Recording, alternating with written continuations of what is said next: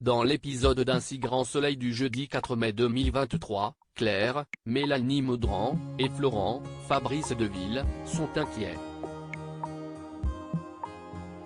Le lycée les a informés que Kira, Colline Ramos-Pinto, vendait des compléments alimentaires dans l'établissement et ils ne sont pas sûrs qu'elles doivent continuer à travailler pour Type Green. Et si ces produits soi-disant naturels étaient en fait une arnaque? Pour en avoir le cœur net, Claire décide de mener son enquête à l'hôpital.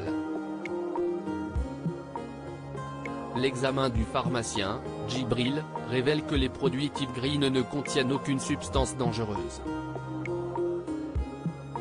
Ils ne contiennent d'ailleurs pas grand-chose, ce qui en fait presque de l'arnaque. De son côté, Florent se renseigne sur Type Green.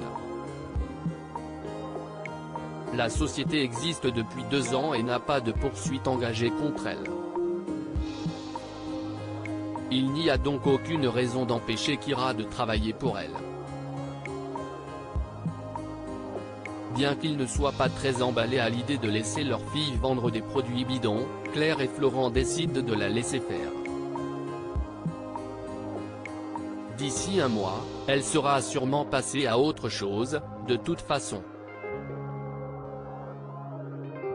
De leur côté, Kira et Thaïs, Lila Guéraud, croisent une cliente très satisfaite par les produits Type Green.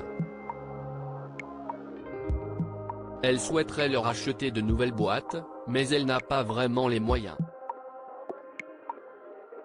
Les deux adolescentes lui proposent donc une autre alternative, devenir elle aussi ambassadrice pour Type Green. Il lui suffirait de prendre un petit crédit à la consommation pour s'acheter une valise de produits et les revendre avec une belle marge. La tension est palpable entre Marc et Chloé. François Lomière, Jérémy Covillo, annonce à Laurine, Léa Gillard, que Guillaume Delorme, va signer son prêt dans la journée. Il a donc prévu d'organiser une réception d'anniversaire avec des membres du gratin local et demande à sa fille de tout faire pour les impressionner. À la banque, Evan et Chloé, Randiane Nali, ont rendez-vous avec Laetitia, Shirley Bousquet, pour signer la demande de prêt d'Evan. Chloé est angoissée à l'idée d'hypothéquer leur appartement en garantie, mais son mari la rassure. Il sait ce qu'il fait avec son projet de clinique et rien de grave ne peut leur arriver. En arrivant à l'hôpital, Evan tombe sur Laurine, qui le félicite pour son prêt. Elle confie avoir hâte de commencer à travailler et le remercie de l'avoir choisi pour le poste de directrice adjointe de sa clinique. Elle pense qu'ils formeront une très belle équipe. En arrivant au palais, Chloé téléphone à Aurélie, Hélène Péquin, pour lui raconter sa conversation de la veille avec Marc, César Méric.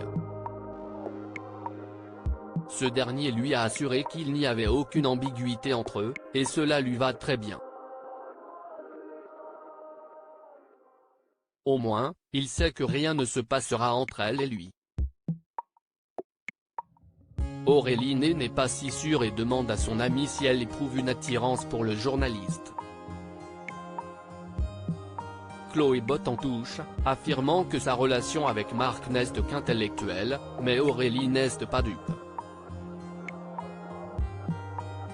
Plus tard, Chloé reçoit un appel de Marc, qui lui propose de se voir pour discuter de sa prochaine chronique judiciaire.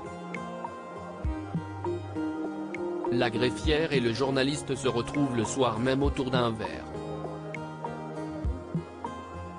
Marc ne tarit pas d'éloges sur les écrits de son ami, qu'il trouve très émouvants, et s'intéresse énormément aux histoires qu'elle lui raconte. En quittant le bar, Chloé demande pardon à Marc pour leur conversation de la veille. Elle voulait vraiment que les choses soient claires entre eux. Le journaliste lui assure qu'elles le sont, mais entre eux, la tension est palpable.